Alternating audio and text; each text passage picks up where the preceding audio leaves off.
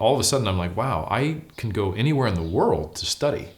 And I was trying to find a place where I could do applied research in strength and physique sport, and that was not a thing, at least not in the States. Everything was a little more diabetes focused or clinical or stopped at the master's level. So I was looking for a location anywhere, because I was making money online, to where I could study bodybuilding and powerlifting. And when I connected with Professor John Cronin at AUT, who's a mentor to me throughout my academic career, he was like, yeah, we can make that work. You have $4,000 New Zealand to do it. We got these new Millennium Labs up on the North Shore. Bring your wife out, bring your cats out.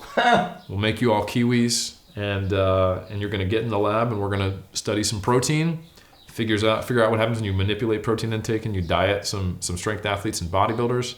And when you do your PhD, you can study autoregulation and periodization. And I was like, this is amazing. And I remember, it was a turning point in my life. And I'm incredibly grateful for it.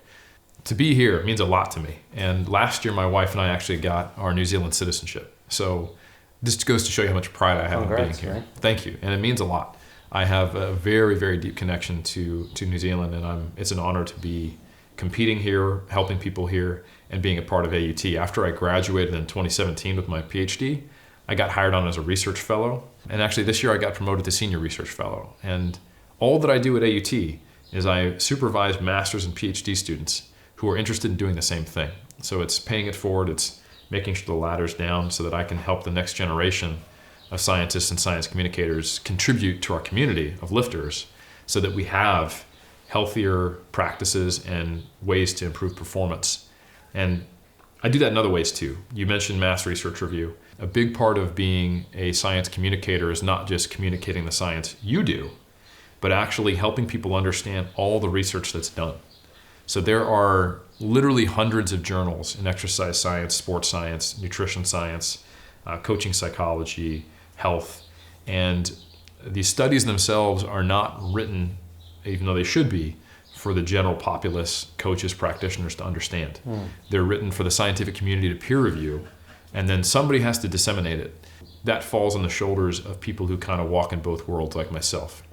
I coached full-time all the way up till 2014, 2015, when I just didn't have the time anymore to do my PhD. And now I only coach a handful of athletes, no more than 5.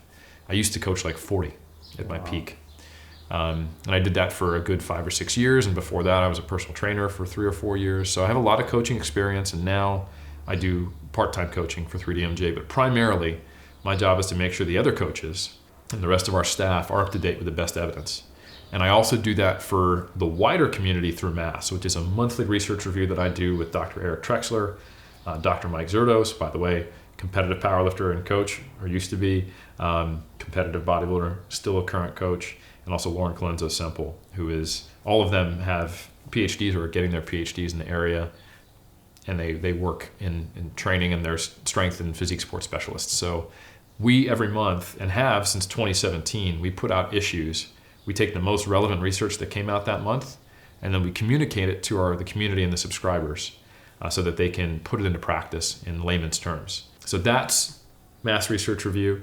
That's my time at AUT, and then that's what I do with 3DMJ. So I try to really utilize my skill set in a way that has the biggest impact on the community that I can.